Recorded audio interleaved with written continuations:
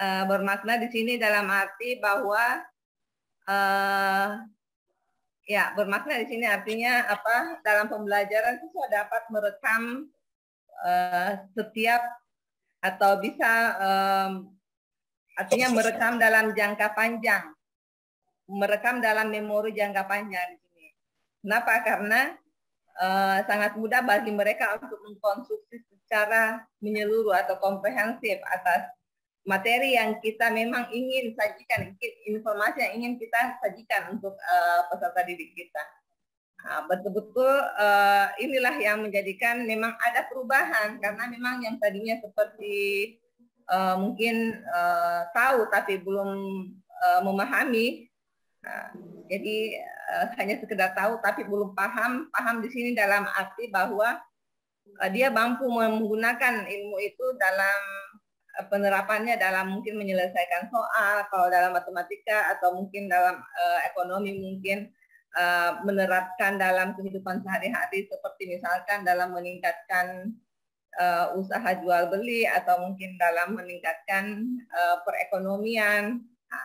Semuanya itu tentu ada realisasinya, atau ilmu itu mampu digunakan maksudnya dalam kehidupan sehari-hari. Terlebih lagi jika dalam misalnya mampu atau bisa digunakan dalam menyelesaikan masalah keseharian. Kalau kita lihat slide berikutnya,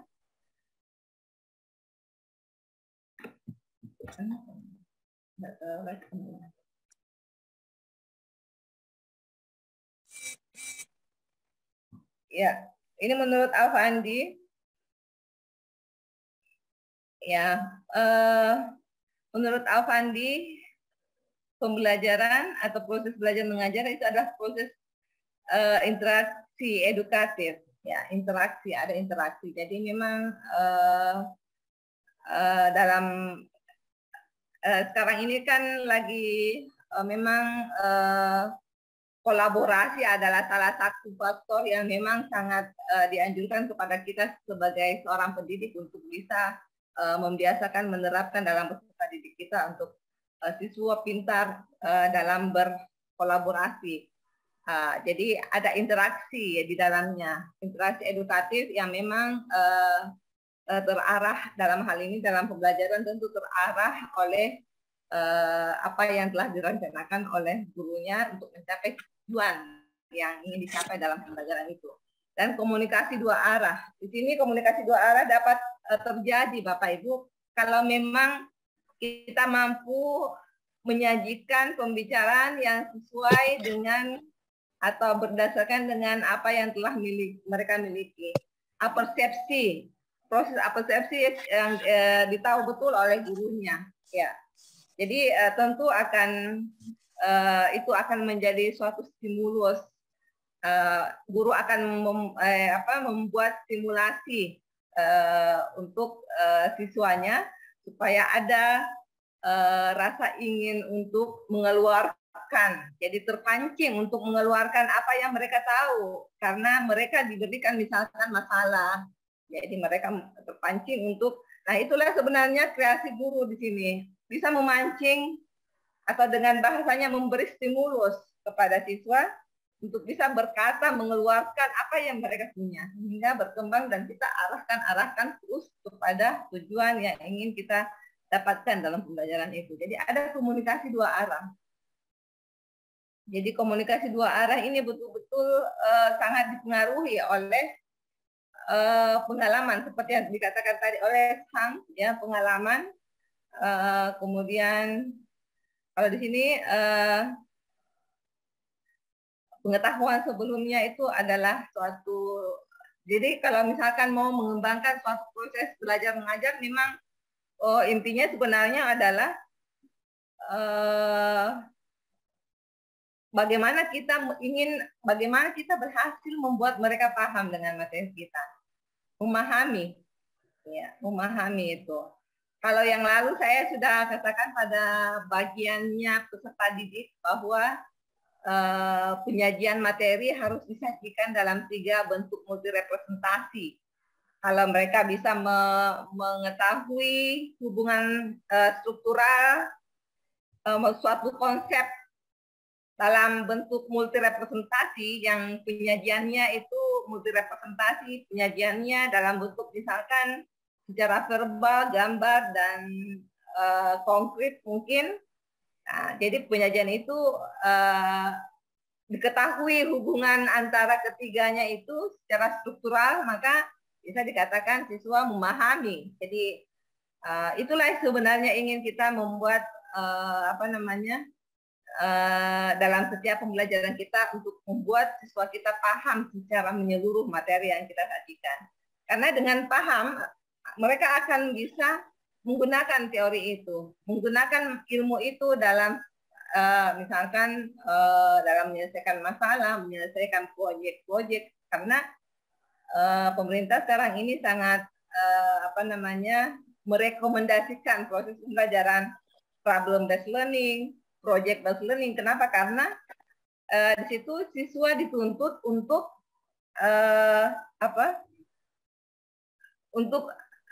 artinya dimulai dari suatu masalah dan bisa melihat masalah itu dan membawa masalah itu menjadi suatu solusi dalam bentuk problem based learning dan membentuk suatu project ya, seperti itu. Jadi ini ada proses komunikasi dua arah antara guru beserta didik sehingga bisa membuat atau bisa sampai pada tujuan atau suasana pembelajaran yang kita inginkan. Nah, di sini menurut Permendikbud 81A adalah proses pendidikan yang memberikan pembelajaran adalah proses pendidikan yang memberikan kesempatan kepada peserta didik untuk mengembangkan potensinya. Ya, ini mengembangkan potensi, jadi memang banyak sekali potensi yang bisa kita kembangkan. Salah satunya mungkin dalam matematika, dalam ekonomi juga tidak tertutup kemungkinan Bapak Ibu ya. Penataan nalar memang dalam pembelajaran itu sebaiknya memang kalau matematika memang itu tujuan pembelajaran matematika itu adalah membentuk atau menata nalar mereka. Kalau dalam ekonomi juga mungkin seperti itu Bu ya, Bapak Ibu ya, memerlukan penalaran. Jadi menata penalaran mereka. Apa artinya menata penalaran? Artinya kita bisa membuat mereka mampu menggunakan pengetahuan dan pengalamannya untuk bisa diterapkan dalam setiap masalah. Sehingga apa? Sehingga mereka bisa mengetahui alasan-alasan atau bisa membenarkan setiap langkah atau setiap solusi yang dia berikan. Ya, di situ adalah proses penataan nalar siswa yang kalau misalkan bukan hanya dalam pembelajaran matematika, saya kira untuk penataan nalar itu dalam bidang lain juga saya kira perlu untuk dikembangkan salah satunya. Dan bentuk yang lain yang kita direkomendasikan untuk dikembangkan itu kan sesuai dengan tuntutan abad 21 itu komunikasi, mampu mengkomunikasikan. Itu semua tidak lepas dari bagaimana kita membuat siswa kita paham dengan materi, ya, bukan sekedar tahu saja, tapi memahami. Kemudian ada juga yang namanya kolaborasi kan, tuntutan untuk membawa peserta didik kita menghadapi abad 21 itu kita sebagai seorang guru itu membawa peserta didik kita untuk bisa berkolaborasi. Di sini berkolaborasi intinya adalah bagaimana perbedaan-perbedaan yang ada dalam setiap individu itu digabungkan menjadi satu bentuk, disatukan, digabungkan sehingga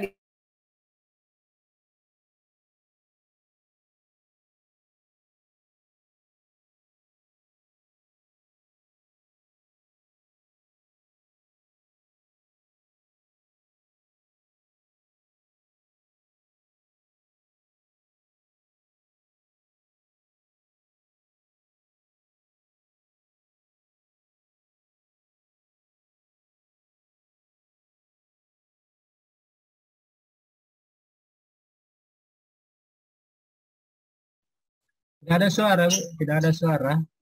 Mungkin ada kendala jaringan nih, Bu. Oh iya, iya. Karena Putus-putus. hujan juga ini.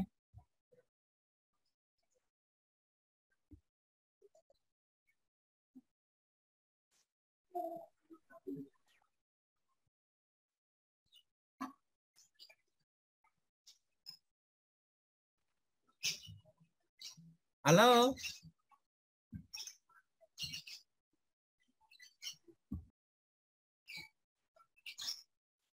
Tapi mungkin ya ada Mi. Saya terlempar keluar. Saya lupa mengubah anunya. Wifi saya yang satu, yang lebih kuotanya lebih banyak. Bagaimana suara saya jelas Bapak Ibu? Jelas Bu, jelas. Iya, terima kasih. Nah itulah tadi terakhir saya sebutkan tentang kolaborasi. Nah mungkin sampai sini Bapak Ibu ada yang ingin mengutarakan seperti apa pembelajaran yang Bapak Ibu ketahui dalam masa sekarang ini untuk bisa dikembangkan, atau apa rencana Bapak Ibu ke depan terkait bagaimana mengembangkan pembelajaran apabila dilihat dari pengalaman-pengalaman sebelumnya, oh ternyata ini yang perlu dikembangkan atau ini yang perlu diperbaiki dalam pembelajaran saya. Silahkan Bapak Ibu, saya ingin melihat bagaimana Bapak Ibu perencanaannya atau mungkin evaluasi dari pembelajaran yang selama ini Bapak Ibu sudah lakukan. Silahkan Bapak Ibu, mungkin ada yang ingin memberikan pengalamannya. Silahkan.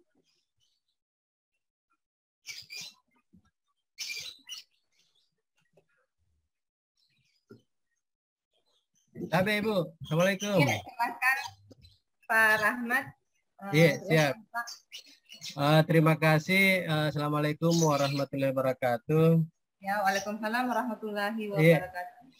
Kalau dilihat dari beberapa pendapat para ahli, saya rasa hampir sama semua tujuannya, karena bagaimana dari tidak tahu menjadi tahu, itu kan tujuan utamanya. Tapi kalau saya lihat Bu, pengalaman saya selama ini, saya kan kebetulan juga guru BK, jadi jarang bertatap muka dengan siswa. Tidak ada jam khusus di kelas. Cuma saya perhatikan selama ini mungkin lebih kepada metode yang perlu diciptakan untuk, apalagi zaman sekarang teknologi, mungkin lebih kepada metode itu yang harus kita kembangkan, yang harus kita kalau bisa ciptakan inovasi supaya bisa bagaimana cara mentransfer ilmu dengan apa istilahnya simple tapi mengena. Biasa kan ada guru menjelaskan panjang lebar, tapi anak-anak kadang tidak terlalu fokus. Jadi mungkin lebih kepada metode Bu ya. Saya rasa itu Bu, makasih. Iya Pak, jadi lebih kepada metode menurut Pak Rahmat. Mungkin saya semoga hari ini saya bisa banyak mengambil pelajaran dari pengalaman Bapak Ibu. Mungkin ada lagi selain Pak Rahmat? Ada Pak Agus. Pak Agus ya, silakan Pak. Pak Ashraf Agus, kayak ya ada dua yang raise hand, Pak Jasmi juga, tapi mungkin Pak Ashraf Agus, Pak Jasmi sudah ya. Jadi sebaiknya hari ini mungkin bisa kita merata untuk pemberian kesempatannya ya. Silakan Pak Ashraf Agus. Terima kasih Bu. Tapi biasanya kita di lapangan itu ketika kita mengajar, sekarang kita menyusun suatu RPP itu sudah sangat bagus. Tetapi respon dari anak-anak yang agak minim sekali. Artinya sebagus apapun model yang kita gunakan, jika semangatnya anak-anak itu sangat rendah, keinginan untuk belajarnya sangat rendah, itu sangat sulit sekali untuk mencapai target atau tujuan yang kita mau capai dalam satu pembelajaran. Yang saya ingin pertanyakan di sini, kira-kira stimulus bagaimana yang seharusnya untuk yang kita buat untuk bisa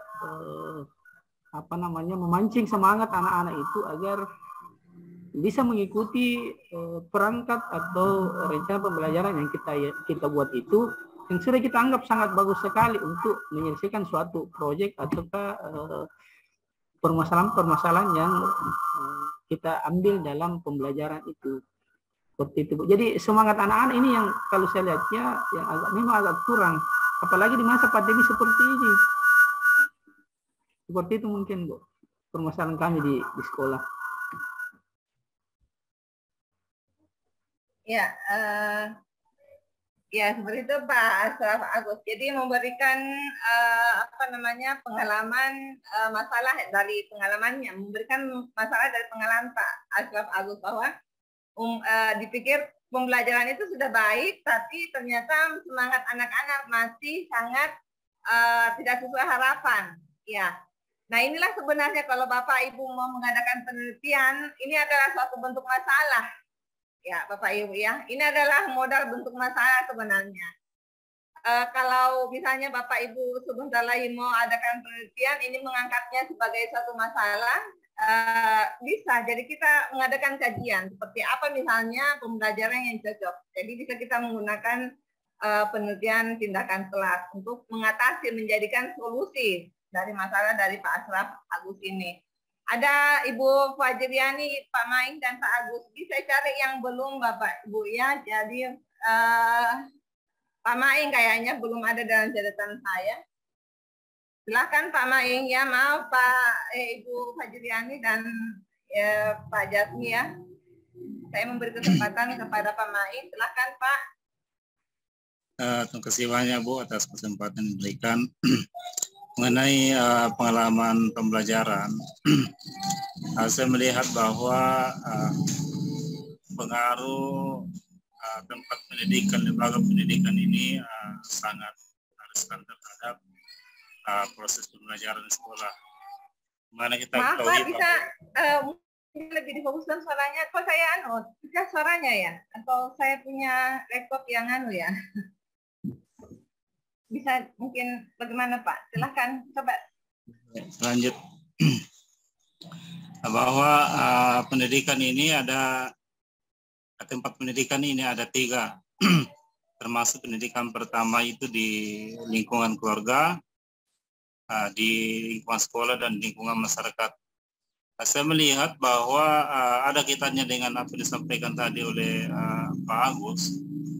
Salah satu kendala sebetulnya dalam pembelajaran ini adalah karena kurangnya semangat anak-anak untuk belajar, apalagi karena berdampak ini juga dampak dari pandemi, lama sekali pembelajarannya dengan sistem daring sehingga kemudian anak-anak ini terpengaruh dengan sistem pembelajaran kemarin yang bukan tatap muka. Di lingkungan keluarga inilah yang saya maksud kemudian apabila di lingkungan keluarga ini tidak kondusif atau tidak mendukung anak-anak sepenuhnya untuk bagaimana mengembangkan pelajarannya atau bagaimana mengerjakan tugas-tugas yang dari sekolah, maka akan berimbas pada anak itu, termasuk semangatnya, termasuk hubungan dengan sekolah dan sebagainya. Karena ini nanti saya anggap baik bahwa apabila sekolah ini ada kerjasama yang baik dengan lingkungan keluarga dan pun lingkungan masyarakat. Yang kedua, bahwa kedepannya ini perlu diselenggarakan pembelajaran yang berbasis TIK. Karena saya lihat di berbasis teknologi informasi, komputer termasuk. Karena saya lihat di SD ini bahkan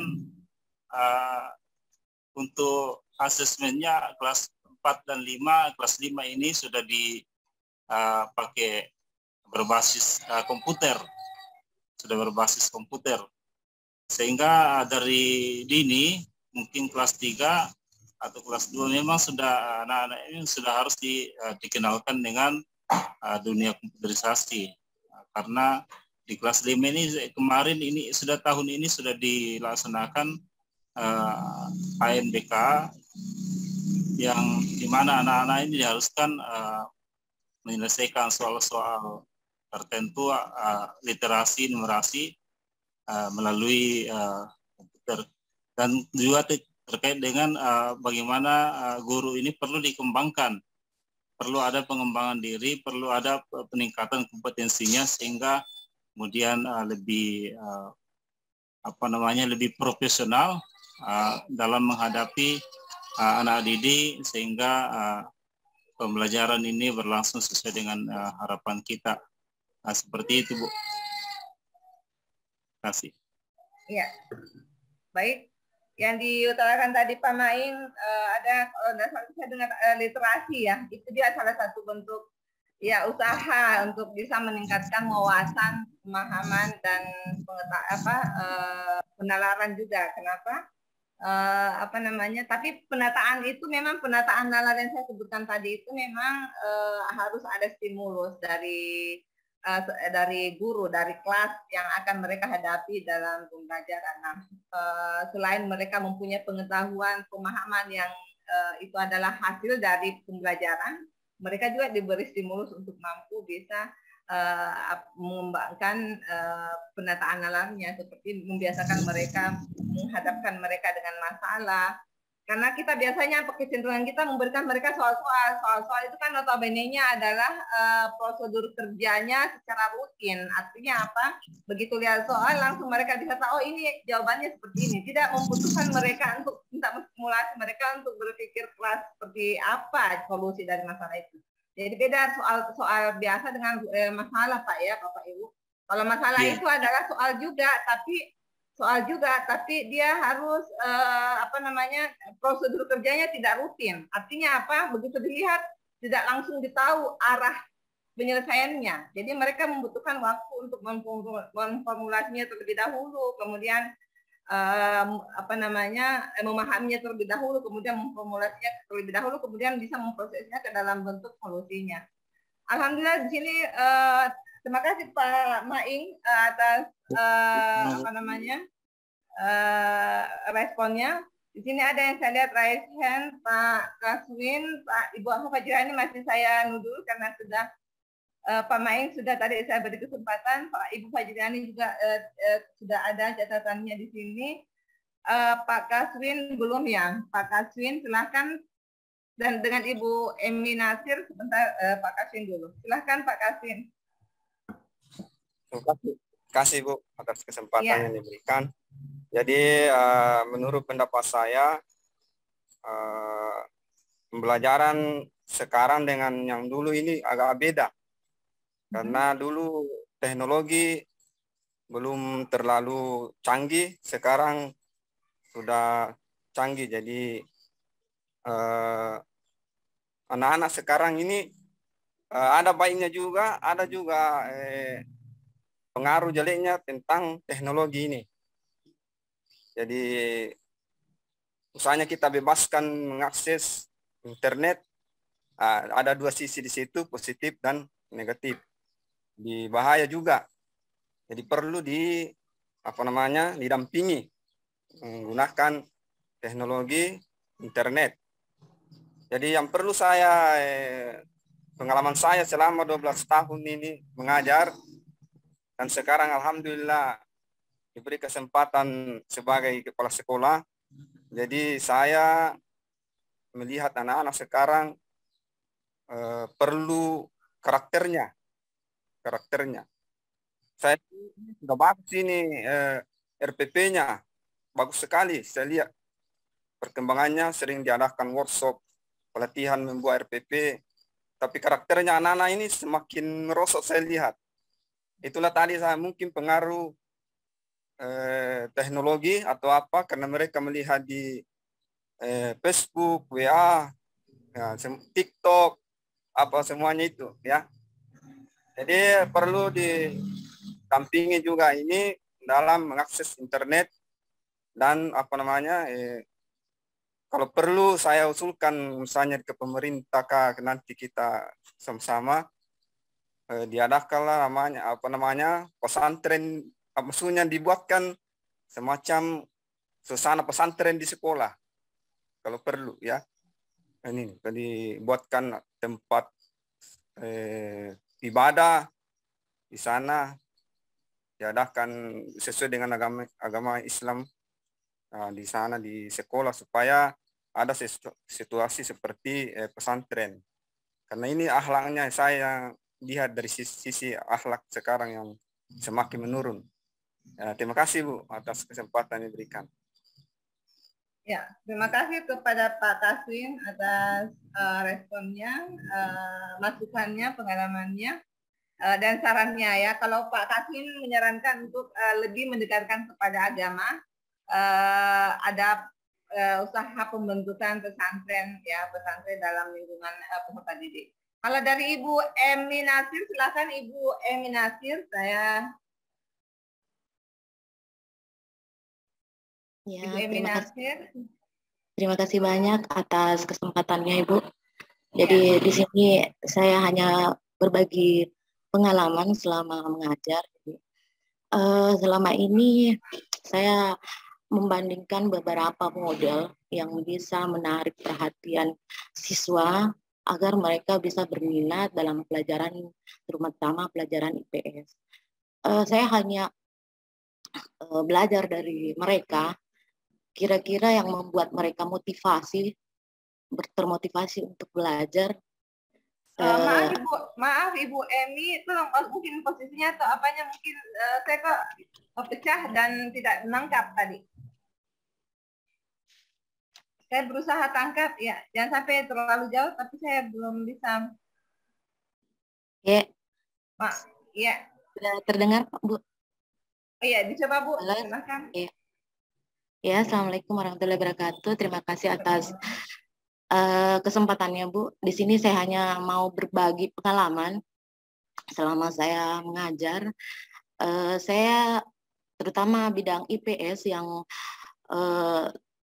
mungkin agak kurang peminat dari siswa untuk belajar ini karena mungkin bagi pemahaman siswa mereka hanya memahami bahwa IPS itu adalah pelajaran yang menghafal. Jadi saya mengubah image mereka bahwa IPS itu tidak seperti itu. Dan saya membandingkan beberapa model-model yang saya terapkan dalam pembelajaran, proses pembelajaran, agar mereka lebih termotivasi, lebih semangat dalam belajar IPS ini. Jadi dalam pembelajaran IPS ini, saya mengikuti kemauan mereka, bagaimana mereka mau bersemangat, dan ternyata dari pengalaman saya ternyata anak-anak lebih suka untuk lebih belajar di lingkungan luar sekolah yang langsung langsung tertuju pada pengalaman-pengalaman di lapangan. Jadi waktu sebelum corona setiap belajar IPS itu saya memberikan waktu libur karena pada saat jam pelajaran sekolah tidak memperbolehkan untuk belajar di luar. Jadi saya memberikan waktu mereka libur itu untuk refreshing sekaligus belajar di luar lingkungan sekolah, seperti misalnya mengunjungi pantai pada saat materi yang sesuai dengan pelajaran materinya, atau saya membawa mereka ke tempat-tempat yang memiliki sumber daya alam yang banyak. Dan saya melihat motivasi mereka sangat besar. Saya hanya memberikan arahan bahwa seperti ini nak, seperti ini. Kemudian pada saat pulang dari di sekolah, saya ingin mereka menyampaikan apa saja yang mereka lihat pada saat praktek. Dan itu ternyata menghasilkan sedikit banyaknya ya, sekitar di atas 50% lah siswa yang berminat. Ya, kemudian pada saat COVID itu tidak berlaku lagi, tidak diperbolehkan untuk belajar keluar. Saya mempelajari lagi kepada mereka bagaimana bisa mereka termotivasi untuk belajar materi pada saat online, karena kita tidak bisa bertatap muka. Saya mengambil lagi metode-metode yang mungkin agak tidak mengikuti membuat mereka termotivasi dengan keinginan atau kemampuan mereka. Jadi saya mengikuti mereka saja. Contohnya misalnya prakteknya saya suruh mereka untuk menjelaskan materi-materi yang bersangkutan pada saat materi itu, membuat aplikasi dalam aplikasi apa saja yang mereka ketahui.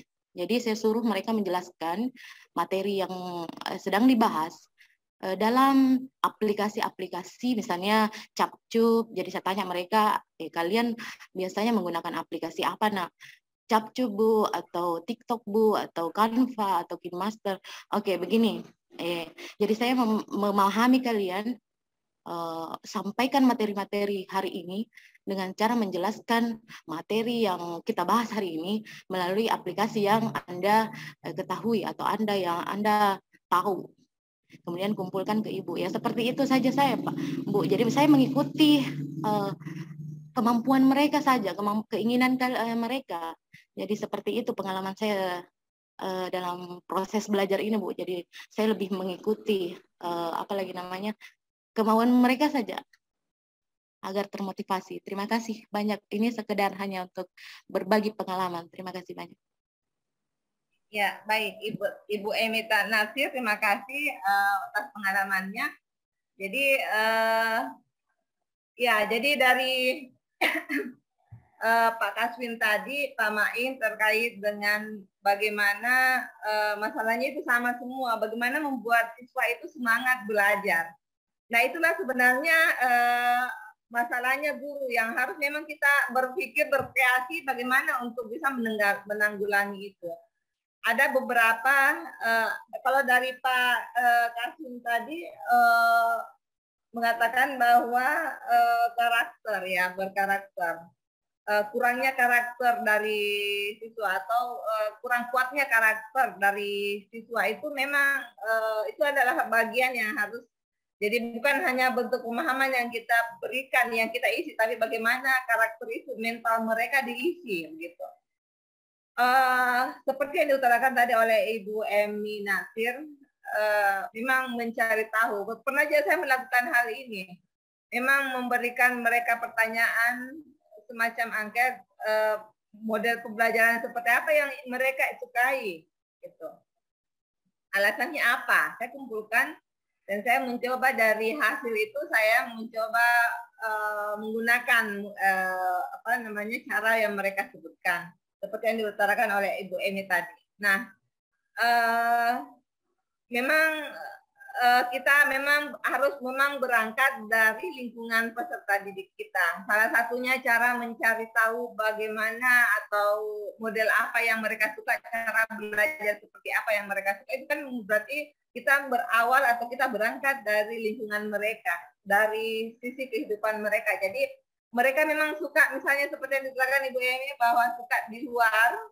Nah, dengan begitu kemudian dari aktivitas di luar, di kelas nanti ditanya seperti apa, mereka antusias, bagaimana apa yang kamu dapatkan tadi, bagaimana apa yang kamu lihat tadi, itu mereka berantusias. Nah, disitulah kita bisa menyelipkan pesan informasi yang penting, bisa mereka yang menjadi tujuan pembelajaran ya Bapak Ibu ya. Nah, itu saya kira memang salah satu bentuk kreativitas seorang guru. Nah, itulah memang sebenarnya pekerjaan kita. Setiap hari memikirkan apa yang harus kita lakukan untuk bisa membuat mereka belajar, membuat ada perubahan dalam diri mereka. Tapi yang perlu juga diketahui Bapak Ibu, mungkin untuk tingkat pengembangannya itu pertanyaan untuk sebagai bentuk refleksi kita atas pembelajaran kita, atau evaluasi atas pembelajaran kita, adalah pertanyaan bahwa apakah mereka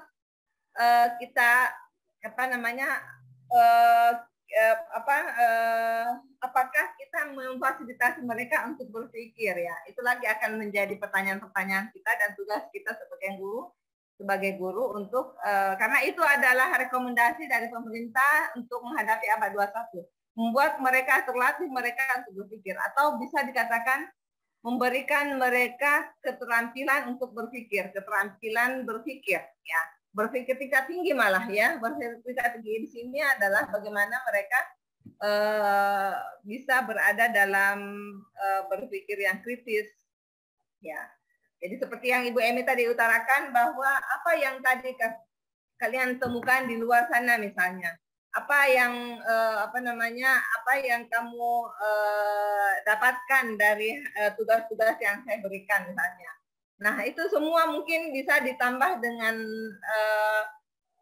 pertanyaan. Jadi pertanyaan-pertanyaan itu adalah stimulus buat mereka. Seperti yang diutarakan tadi oleh Pak ada tadi kurangnya karakter. Nah, dari itulah semuanya kita bisa memilih struktur instruksi-instruksi apa yang bisa membuat mereka semangat, berjiwa pantang menyerah ya. Dalam dalam pembelajaran yang menatah mereka untuk saling berkolaborasi antara satu dengan yang lainnya, disitulah kesempatan kita untuk menitipkan instruksi-instruksi untuk bisa menitipkan pesan-kesan moral terkait dengan bagaimana saling menghargai satu sama lain. Menyadarkan mereka tentang bahwa mereka berbeda, tapi mereka harus saling menghargai. Mereka harus menyadari bahwa kalian bisa saling menutupi kekurangan. Kalian mempunyai kelebihan masing-masing dan kekurangan di mana kalian bisa saling menutupi. Jadi kita kesempatan dalam pembelajaran itu untuk bisa membentuk karakter mereka untuk pertama saling menghargai diri kita karena kita menyadari bahwa kita pasti punya kelebihan. Sebodoh apapun kita akan pasti akan ada kelebihan dalam diri kita. Nah, manfaatkan itu. Sesedikit apapun kelebihan kita, kekurangan kita maksudnya. Sedikit apapun kekurangan kita, tapi kalau kita manfaatkan, itulah yang kita tampilkan. Itulah kita tampilkan untuk memberikan sumbangsi kepada kelompok kita, kelompok kecil kita dalam berkelompok. Nah, kalian harus bangga. Kalian sudah memberikan sumbangsi. Hal-hal seperti itulah yang merupakan pembentukan karakter dalam pembelajaran Bapak Ibu yang diharapkan. Kemudian bagaimana mereka mengikuti setiap langkah, misalnya anak-anak, saya beri Ibu kasih waktu 5 menit ya untuk membuat kesimpulan misalnya. Jadi biarkan mereka kadang kita bilang kumpul anak-anak, kumpul tugasnya, sekarang sudah 5 menit. Buatlah atau berikanlah instruksi bahwa anak-anak sekarang sudah habis waktunya. Sekarang kita akan masuk ke langkah berikutnya ya. Selesai tidak selesai kalian harus kumpul. 5 menit adalah waktu yang Ibu berikan. Ataukah mungkin anak-anak Ibu berikan waktu 5 menit untuk membuat kesimpulan, silahkan gunakan sebaik-baiknya waktu itu. Itu kan penekanan, gunakan waktu itu sebaik-baiknya. Nah, itu kan salah satu proses pembentukan karakter untuk menghargai waktu. Misalnya, silahkan kalian berdiskusi untuk menyelesaikan tugas yang Ibu berikan. Setiap kelompok harus memberikan saran dan masukan dalam kerja kelompok kalian. Itu kan kata harus itu membuat mereka memaksakan diri untuk mencari apa yang ada dalam dirinya untuk bisa dia memberikan sumbangan. Nah, dalam bentuk apresiasi misalnya kepada kelompok A misalnya sedang menyajikan penyajiannya, bagus sekali kelompok ini, kerjasamanya bagus sekali. Masing-masing tentu memberikan masukan yang sangat baik sehingga memberikan penyajian yang sangat yang diharapkan dekat dengan sangat yang Ibu harapkan. Bagus sekali hasil kerja kalian ya. Jadi penghargaan itulah yang membuat mereka sadar. Jadi intinya sebenarnya penghargaan itu adalah membuat mereka sadar bahwa ini adalah poin penting dalam berinteraksi. Jadi poin-poin itu memang harus kita tekankan, kita bold untuk dalam bentuk kata-kata buat mereka. Nah, itulah bentuk penanaman karakter yang seperti disebutkan tadi oleh Pak Kasim ya, bahwa kurangnya karakter ya, rendahnya karakter mungkin ya. Jadi artinya itu adalah salah satu tugas kita sebagai pendidik untuk bisa supaya peserta didik kita itu berkarakter. Kurang semangat juga, seperti yang tadi dituturkan oleh Ibu Emi, memang bertanya dulu kepada mereka, kemudian kita menyajikan pembelajaran yang sesuai mereka inginkan, yang mereka sukai. Jadi itu tidak lain adalah untuk bentuk usaha, tapi tidak perlu jangan terlepas dari itu juga ya Bapak Ibu ya. Pertanyaan untuk diri kita sebagai bentuk evaluasi, kita membuat mereka berpikir kan keterampilan berpikir sekarang itu sekarang lagi dicanangkan dalam tuntutan abad 21 ini Bapak Ibu, direkomendasikan oleh pemerintah. Kenapa dipentingkan di sini direkomendasikan problem based learning dan project based learning di sini? Kita lihat di tadi share screen saya ya, bahwa memang di situ kita lihat Bapak Ibu. Jadi apa yang menjadi masukan Bapak Ibu tadi memang itu adalah bentuk usaha Bapak Ibu dalam mengkreasikan pembelajaran yang menurut Bapak Ibu sudah sesuai, tapi memang ada kendala tadi yang dikatakan bahwa kurang semangat. Jadi setiap kali kita menyajikan pembelajaran selalu kita katakan itulah yang terbaik, tapi mereka memang yang kurang semangat. Berarti masih perlu lagi ada solusi yang kita ingin cari untuk bisa supaya mereka semangatnya bisa bertambah. Berarti itu masih ada masalah ceritanya. Jadi memang setiap hari walaupun sebagus apapun yang kita sajikan itu memang masalah selalu muncul memang. Dan itulah yang akan kita selalu membuat kita berpikir untuk menghasilkan suatu pembelajaran yang bisa menutupi atau menjadi solusi dari masalah tersebut. Yaitu tadi yang dikatakan kurang semangatnya siswa. Nah, kalau kita lihat tadi saya sudah sajikan di sini pembelajaran mendukung pembelajaran problem based learning dan project based learning. Kalau problem based learning di sini kita lihat sintaksnya, memang dia ada orientasi peserta didik pada masalah. Jadi memang ada masalah yang menjadi. Kenapa ada masalah? Karena rekomendasinya ini adalah kita asumsikan, maksudnya dipastikan bahwa dalam kehidupan ke depan selalu ada masalah. Bahkan sekarang ini adalah bagaimana keterampilan bagaimana belajar. Karena apa? Keterampilan belajar ya. Dalam hal ini kan masa ini kan masa orientasi era dunia ini kan selalu berubah-ubah. Sekarang ini semua serba digital. Ya, kalau yang dulu kirim surat-suratan, belanja harus secara tradisional langsung ke tempatnya, sekarang sudah bisa online. Kan itu, dan kita nggak tahu ke depan 10 tahun, 20 tahun ke depan seperti apa lagi, bisa berkembang lebih pesat lagi Bapak Ibu. Nah, bagaimana kita membuat siswa kita untuk bisa terampil dalam belajar, di sini maksudnya adalah keterampilan belajar adalah supaya bisa setiap memasuki era baru, ya, misalnya era digital sekarang ini misalnya, membuat mereka bisa belajar untuk menghadapi era ini. Ya, jadi mereka mempunyai keterampilan belajar, artinya mereka bisa belajar untuk bisa beradaptasi dengan era digital ini, misalnya. 20 tahun ke depan akan ada perubahan era lagi, mereka bisa lagi belajar untuk beradaptasi, tidak ketinggalan dengan era yang berikutnya lagi. Nah, itulah kenapa bisa, jadi itu kan adalah masalah Bapak Ibu ya, era yang akan selalu berkembang itu adalah yang baru, itu adalah suatu masalah bagi tiap orang. Kenapa? Karena terbiasa dengan yang lama, ada yang baru, tapi mereka tidak bisa masuk, nah itulah. Mereka harus bisa terampil untuk belajar supaya bisa menyelesaikan masalah tersebut. Bisa beradaptasi, masuk, tidak ketinggalan dengan era yang baru itu. Nah, itu semua memang harus dikemas dalam bagaimana kita seorang guru membuat mereka sadar atau membuat mereka memahami hal tersebut, kondisi tersebut. Ya. Kondisi tersebut yang harus seperti misalkan teknologi harus kita perkenalkan memang ya. Kemudian tingkat berpikirnya. Nah, itulah sebabnya kemarin saya mengikuti pelatihan. Biasakan anak dengan membuat langkah-langkah dalam belajar. Ya.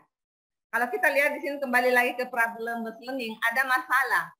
Kemudian yang poin kedua, Bapak Ibu coba dilihat, silakan mengorganisasi peserta didik untuk belajar. Jadi mengorganisasi di sini adalah mereka berkolaborasi untuk belajar. Membimbing penyelidikan individu maupun kelompok. Nah, di sini interaksi lagi kelompok berkelompok, interaksi mereka dalam berkelompok. Nah, tiap-tiap langkah dalam sintaks ini itu akan banyak kreasi Bapak Ibu untuk memberikan instruksi-instruksi buat mereka. Bagaimana membimbing mereka dalam berkelompok, bagaimana membimbing mereka dalam dalam mengembangkan dan menyajikan hasil karyanya. Mengembangkan dan menyajikan hasil karya ini adalah bagian dari bagaimana mereka percaya diri, Bapak Ibu ya. Jadi misalnya kan ada anak kita kasih tugas atau ya masalah, kemudian mereka merasa ini adalah solusi dari mereka setelah mereka berkolaborasi, berdiskusi. Nah, ini adalah solusi untuk masalah yang gurunya berikan. Nah, kadang mereka tidak percaya diri. Nah, di situ lagi bagaimana kita menginstruksikan kepada mereka tentang hal-hal atau pesan dan pesan yang membuat mereka percaya diri atas apapun hasil yang mereka dapatkan. Nah, kemudian bagaimana penyajiannya itu memberikan penjelasan yang sejelas-jelasnya untuk bisa membuat mereka bisa membuat orang lain memahami apa penyajiannya. Jadi kecerdasan itulah yang membuat mereka harus tiap-tiap. Jadi bukan hanya sekedar membuat mereka tampil di depan menyajikan, bukan, tapi di sini terkait dengan bagaimana bisa mereka membuat teman-teman yang lain itu mengerti. Ya, bagaimana bentuk penyajian yang bisa membuat teman-teman mereka mengerti dengan penyajiannya. Nah, itulah kemudian yang kelima, menganalisis dan mengevaluasi proses pemecahan masalah. Nah, mengevaluasi proses pemecahan masalah. Jadi di sini lebih kepada yang terkait dari keterampilan belajar tadi, Bapak Ibu ya, bahwa dalam menyelesaikan tugas atau memberikan solusi pada masalah yang kita berikan yang menjadi tugas mereka bekerja kelompok, itu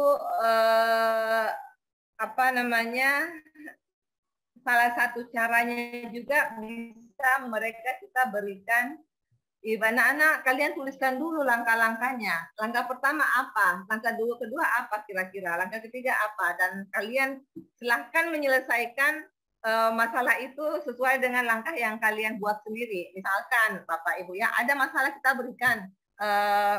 Apa dulu yang kalian mau lakukan untuk masalah tersebut, untuk bisa menyelesaikan masalah tersebut? Misalkan memahami masalah dulu, mendiskusikan bagaimana memahami masalah. Jadi mereka berdiskusi untuk terkait masalahnya. Apa yang diketahui kalau dalam matematika Bapak Ibu ya, apa yang diketahui, apa yang ditanyakan, ini terkait dengan konsep apa. Kemudian dari apa yang diketahui, kemudian ya semuanya itu akan menjadikan mereka bisa mengorganisasi secara berkolaborasi untuk bisa belajar. Nah, nanti itu akan berdampak pada bagaimana mereka mengevaluasi langkah-langkah itu. Oh, tadinya antara misalkan sebelum memahami, setelah memahami sepertinya kita harus membuat sketsa dulu, gitu misalnya. Jadi membuat sketsa dulu sebaiknya supaya lebih gampang, harus kita membuat sketsa supaya bisa lebih kita mudah dalam membuat menerapkan rumus-rumusnya misalnya, ataukah mungkin dalam menyelesaikan memilih solusi yang tepat itu dengan membuat sketsa akan lebih mudah misalnya. Jadi ada evaluasi, menganalisis di sini adalah proses untuk mereka berpikir tingkat tinggi dalam berpikir untuk belajar. Nah, di sini semua adalah kembali lagi bahwa kita memang harus mengevaluasi setiap pembelajaran kita, apakah kita sudah membuat mereka menstimulus mereka untuk berpikir tingkat tinggi. Dalam hal ini berpikir tingkat tinggi itu adalah membuat mereka berpikir kritis, membuat mereka berkreasi, berpikir kreatif, ya, membuat mereka bisa memilih,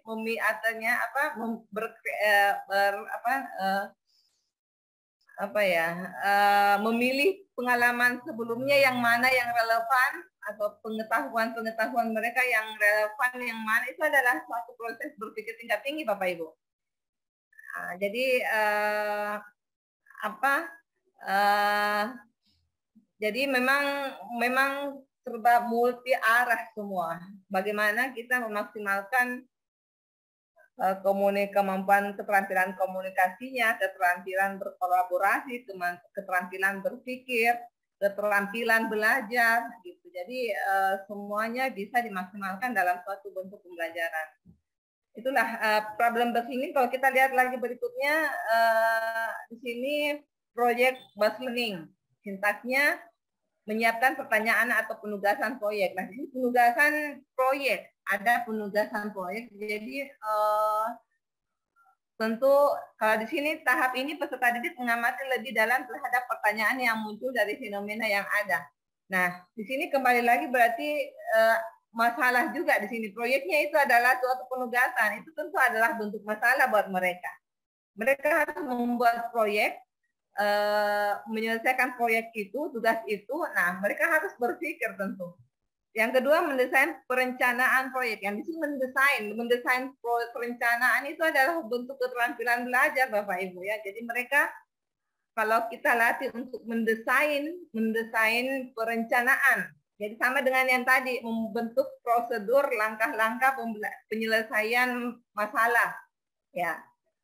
Kemudian di bagian di sini mendesain perencanaan proyek, artinya menjawab pertanyaan yang ada disusun suatu perencanaan proyek bisa melalui suatu percobaan. Jadi mereka mendesain di sini, uji coba bisa, ya, uji coba, mendesain, kemudian menguji coba, seperti itu. Yang ketiga, menyusun jadwal sebagai langkah nyata dari sebuah proyek. Nah, jadwal lagi. Kalau jadwal di sini kan mereka, ya, berarti ada lagi penanaman karakter di sini. Bahwa konsekuensi dari membuat jadwal kan harus disiplin dalam mengikutinya. Nah, di sini penanaman karakter lagi untuk siswa tetap berdisiplin dan konsisten, ya. Disiplin dan konsisten atas apa yang mereka sudah buat. Bertanggung jawab juga. Kalau yang terkait tadi yang dikatakan bahwa kurangnya karakter, ya, jadi disitulah sebenarnya dalam pembelajaran bisa kita menyebutkan pesan-pesan yang membuat mereka. Jadi yang penting kita sebagai guru sadar dulu bahwa instruksi yang saya akan berikan kepada mereka adalah tujuannya menanamkan kedisiplinan, menanamkan tanggung jawab, sehingga kata-kata atau instruksi yang kita keluarkan memang adalah suatu penekanan. Penanaman, penekanan yang mungkin akan ditindaklanjuti dengan perbuatan seperti misalkan, ya, waktu kalian hanya misalkan 1 jam, ya, silahkan manfaatkan waktunya sebaik-baiknya. Tentu akibat atau konsekuensi dari itu tentu kita sebagai guru mengawasi. Apa yang kalian miliki, ya, apa yang diketahui dari soal itu silahkan kalian cari, misalnya. Ataukah misalnya kalian sudah paham, tidak, baca dulu baik-baik, paham tidak dengan masalahnya, soalnya belum, Ibu, oke, silahkan kalian bertanya, memahaminya dulu, diskusikan sama temanmu, apa yang ada dalam soal itu, apa yang ada dalam masalah itu, gitu misalnya. Jadi itu adalah bentuk instruksi yang sekaligus, oh, ternyata kalau ada masalah harus dicari apa yang ada dalam diri kita, itulah yang dimanfaatkan, itulah yang dimaksimalkan. Jangan cari yang tidak ada, misalnya. Dari yang ada itulah kita bisa menjadi bahan kita untuk bisa membuat solusi, menyelesaikan proyek, misalnya. Nah, itulah semua Bapak Ibu yang memang kalau dikatakan RPP itu adalah sesuatu yang harus dibuat di awal, jadi memang di situ memang dicatat memang karakter apa pada langkah ini, karakter apa yang ingin saya tanamkan di sini. Ada tanggung jawab. Oh, tanggung jawab instruksinya apa? Kalau bentuk tanggung jawab ingin saya tanamkan atau ingin saya tekankan bagi mereka, instruksinya apa baiknya. Kemudian sikap saya, penugasan saya apa. Nah, itu semua tentu sudah terprogram semua dalam RPP yang telah disiapkan sebelumnya. Tentu itu adalah satu bentuk kesadaran pendidik untuk bisa merencanakan untuk pembelajarannya, ya. Banyak sekali yang bisa kalau memang itu dipersiapkan sebelumnya dengan baik. Ada namanya yang poin keempat itu memonitor kegiatan dan perkembangan proyek. Nah, itulah memang memonitor itu adalah bentuk di mana kita sebagai guru memang itu adalah tindak lanjut dari instruksi yang kita berikan. Silahkan waktu kalian hanya 1 jam ya, silahkan manfaatkan sebaik-baiknya misalnya. Kemudian bentuk monitor kita adalah sebagai diwujudkan dalam instruksi apa misalnya, ayo kalian silahkan dibaca baik-baik tugasnya apa, soalnya. Sebentar lagi kita tanya, sudah bisa dipaham tidak misalnya? Sudah ada bayangan tidak tentang solusinya apa misalnya? Belum Ibu, kalau begitu silahkan cari misalnya, ataukah silahkan apa saja yang ada dalam soal itu, coba tuliskan. Itu kan instruksi-instruksi untuk bisa memaksimalkan 1 jam itu. Nah, kelompok yang lain bagaimana? Sudah menuliskan belum? Yang lain, saya tidak paham dengan apa yang diketahui di sini. Coba apa baca, apa yang diketahui di situ? Misalnya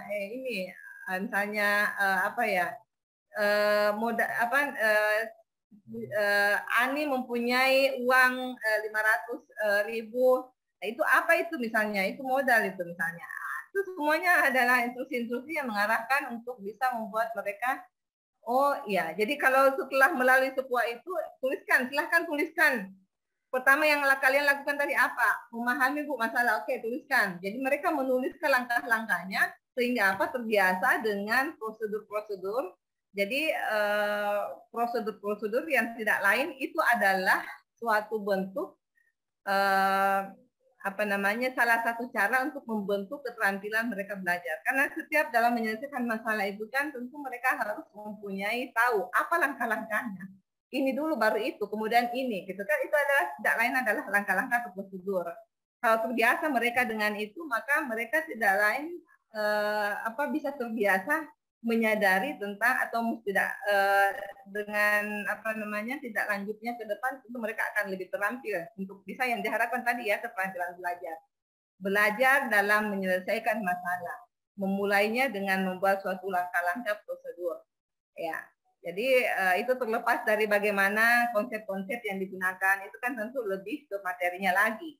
Tapi keterampilan belajar adalah bagian sisi lain, tapi bagaimana konsep-konsep yang digunakan dalam menyelesaikan masalah itu lagi sisi lain lagi. Dan kesemuanya itu adalah satu kesatuan yang dibentuk dalam satu bentuk pembelajaran.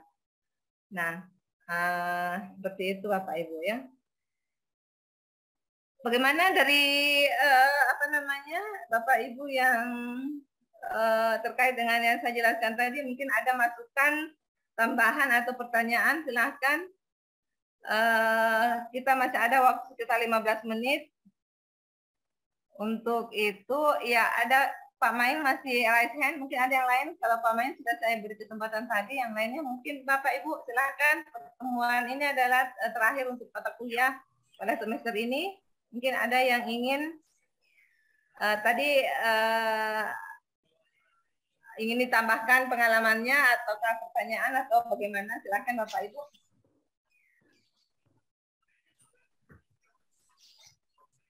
Satu Bu. Nur Fajria, ya silakan bisa Ibu Nur Fajria, saya lihat raise hand-nya. Silakan Ibu Nur Fajria Yahya. Nurul, maaf. Iya Bu, terima kasih atas kesempatan yang diberikan kepada saya. Mungkin pengalaman saya tidak sebanyak dengan guru-guru hebat yang ada di sini karena saya sendiri bukan guru, Bu. Cuman mau berbagi pengalaman menjadi terapis anak berkebutuhan khusus. Ya. Jadi di kita itu bagi anak berkebutuhan khusus itu yang paling sulit adalah membuat mereka untuk fokus.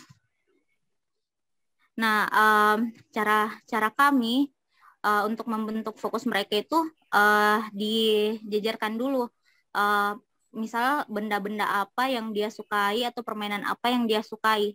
Nah, ketika misalnya si anak sudah memilih, dia tertarik sama permainan ini, nah disitulah kita menggunakan permainan tersebut sebagai bahan belajar kita. Seperti itu, kayak misalnya dari situ kita menggali informasi, misal ini warna apa, seperti itu, Bu, kayak gitu. Seperti itu saja sih, Bu. Terima kasih. Ya, Ibu Nurul Fajri ya memberikan pengalamannya terhadap anak berkebutuhan khusus. Kalau perlu lebih spesifiknya apa, Bu? Autis atau apa? Sindrom Down ada, autis juga, Bu. ADHD. Ya. Oh gitu ya. Jadi Ibu mencoba dengan memulai pembelajaran dari apa yang mereka sukai ya. Iya. Ya. Ya, sebagai tambahan juga dari saya, kalau yang autis itu juga saya tambahkan dulu, saya pernah bercerita ya. Memang ada juga salah satu cara untuk membuat mereka merespon kita itu adalah dengan memberikan, jadi memang guru itu sudah tahu apa yang disukai oleh anak itu, jadi memberikan apa yang disukai memang. Baru mereka bisa merespon kita. Itulah salah satu cara. Jadi seperti yang diutarakan oleh Bu Nur Fajri, memang itu adalah salah satu cara. Karena banyak cara sebenarnya untuk mendekatkan mereka, dan mereka beragam. Iya. Beragam ya. Kayak Ibu Nurul ya, beragam. Mereka artinya jenisnya seperti apa. Ada juga yang lalu saya katakan memang disampaikan secara berulang-ulang baru bisa dia menangkap ya. Dikasih apa yang dia suka dulu baru mereka menangkap. Itu adalah jadi Ibu Nurul memang mengumpulkan untuk mendapatkan referensi apa-apa saja yang mereka sukai. Nah, itu adalah salah satu cara untuk bisa menarik atau bisa membuat mereka belajar, Ibu Nurul ya. Iya, Bu. Tambahan sedikit, Bu. Ya? Tambahan sedikit. Nah, dalam sesi terapi itu kadang anak merasa jenuh, Bu. Jadi seperti yang Ibu katakan tadi, pemberian reinforcement itu sangat penting sih, Bu. Mungkin bisa juga diterapkan di siswa-siswa Bapak Ibu sekalian. Jadi kalau misalnya sudah berlangsung setengah perjalanan pembelajaran, mungkin bisa dikasih ice breaking kayak begitu, Bu, kayak games atau setidaknya disuruh perenggangan biar nggak capek, Bu. Seperti itu. Biasanya kan kalau di sekolah pengalaman sebagai murid, guru itu kayak mau kelasnya itu tenang, terus tidak berisik, pokoknya kayak apa ya, jadi bagi siswa itu suasana yang sangat menyenangkan, seperti itu, Bu, kayak gitu. Jadi mungkin sarannya guru-guru juga bisa memberikan inovasi, misalnya kalau setelah mengobservasi muridnya sudah banyak yang menguap, mungkin bisa diajak perenggangan atau games sedikit, seperti itu, Bu. Terima kasih. Ya. Itu untuk untuk yang normal atau yang berkebutuhan khusus kan? Untuk yang normal, Bu. Kalau untuk yang anak berkebutuhan khusus, biasanya itu juga sih, Bu, pemberian reinforcement. Cuman mereka kan kesukaannya beda-beda, Bu. Ada yang cuman suka ngelihat keluar jendela, seperti itu, Bu.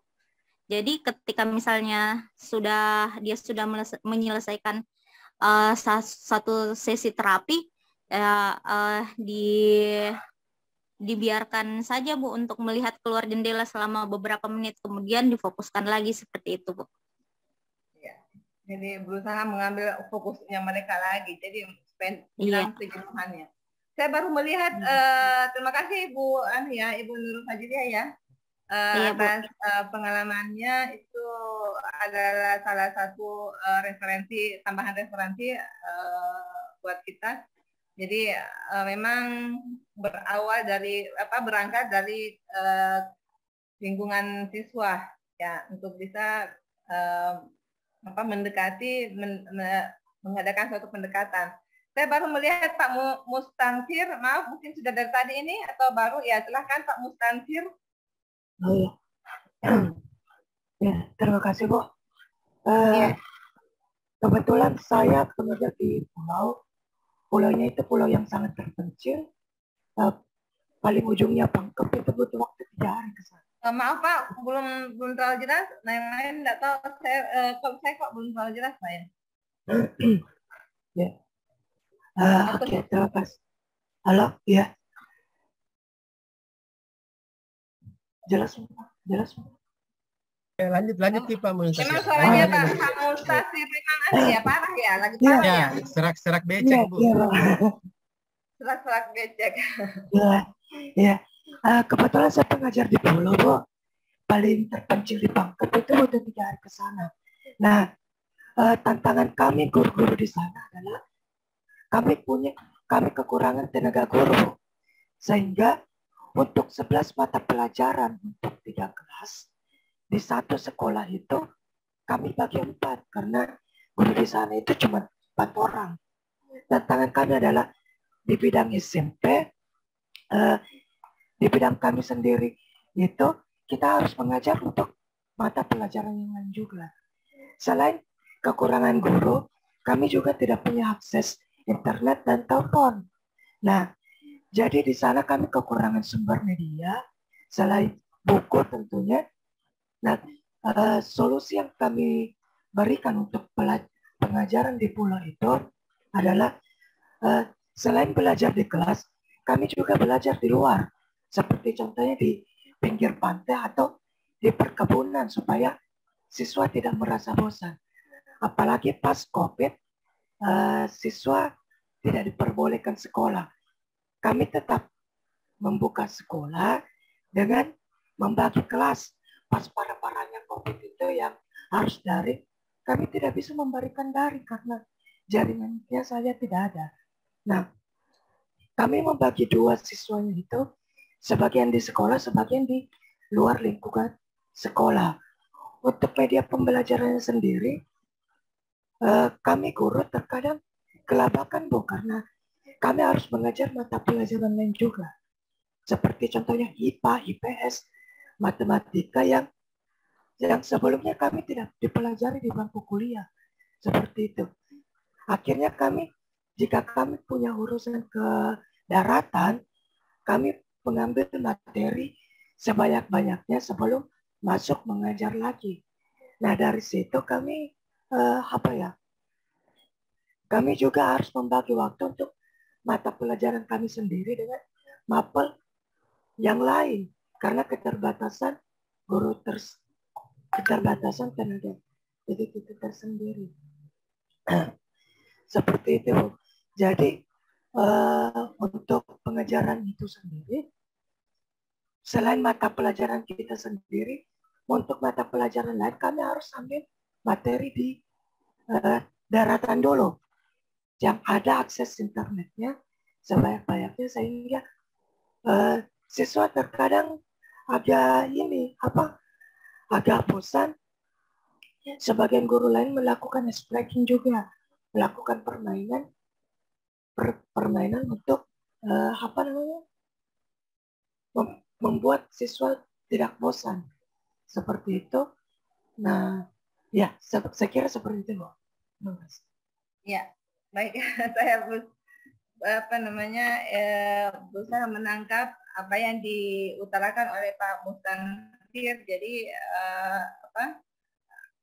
mencari di luar dari biasanya ya. Jadi mereka membawa Pak Mustansir membawanya ke luar sekolah sehingga mereka akan lebih senang, lebih menikmati pembelajaran. Ya, jadi kalau kita membawa mereka ke alam kan biasanya kita duduk di satu lingkaran mungkin seperti berdiskusi biasa. Apalagi memang kalau pandemi kan mungkin 35 satu kelas, ya mungkin kita bisa bagi 3, 77, bagi 3, berapa 30, berarti 10 begitu ya. Kemudian kita memberikan materi misalkan dalam di rerumputan, ya mungkin itu merupakan suatu sensasi belajar yang mungkin menarik perhatian mereka dan membuat mereka lebih terbuka alam atau terbuka pikirannya untuk bisa siap belajar bersama dalam diskusi atau dalam penugasan atau apa. Memang banyak sekali ya memang yang ini kurang 5 menit dari jam 9 mungkin saya siap-siap untuk menutup kelas ini karena berikutnya ada lagi materi atau ada lagi perkuliahan berikutnya jam 9. Bapak Ibu, jadi intinya memang kita akan selalu menemukan masalah sebenarnya, dan masalah itulah yang membuat kita berpikir bagaimana solusi untuk masalah itu. Sama dengan pembelajaran kita berikan masalah kepada siswa untuk membuat mereka berpikir tingkat tinggi. Dengan masalah itu mereka akan berpikir kritis, kreatif, dan reflektif. Ya, jadi sama dengan kita, masalah yang kita dapatkan di kelas itu kita membuat kita berpikir kritis, kreatif, dan reflektif. Ya, reflektif artinya melihat kembali ke belakang terkait dengan pengalaman dan pengetahuan kita yang kita dapatkan sebelumnya. Baik, semoga dengan usaha itu kita selalu lakukan dan menjadi amal jariah buat kita. Yang penting niat kita adalah memang ingin selalu berusaha untuk menyajikan yang terbaik dalam setiap kelas kita. Tapi seperti yang dikatakan tadi oleh Pak Maya atau Pak Kasumnya, bahwa selalu saja kita menganggap itu baik, tapi ternyata memang mahasiswanya yang kurang semangat. Nah, itulah sebenarnya masalah kita. Itulah sebenarnya masalah kita yang kita ingin carikan solusinya, bagaimana supaya mereka semangat. Ya, baik. Sehingga saya untuk ambil untuk tadi untuk melihat lagi kehadiran, waktu saya tinggal 3 menit. Saya mengambil kehadiran lagi.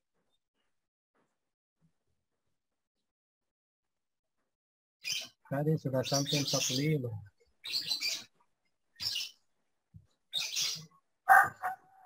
Terima kasih Bapak Ibu. Kalau misalkan ada kekurangan salah kata dari saya, mohon dimaafkan.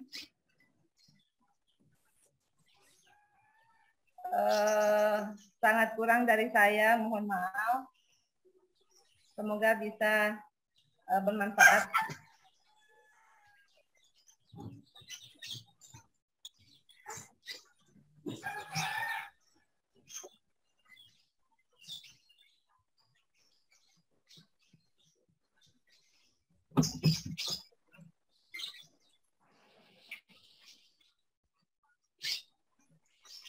Ya. Baik Bapak Ibu, saya sudahi kelas ini dengan ucapan alhamdulillahirrahmanirrahim. Assalamualaikum warahmatullahi wabarakatuh dan selamat pagi, salam sejahtera buat kita semua. Waalaikumsalam warahmatullahi wabarakatuh. Saya end meeting for all Bapak Ibu ya. Iya Ibu, makasih. Makanya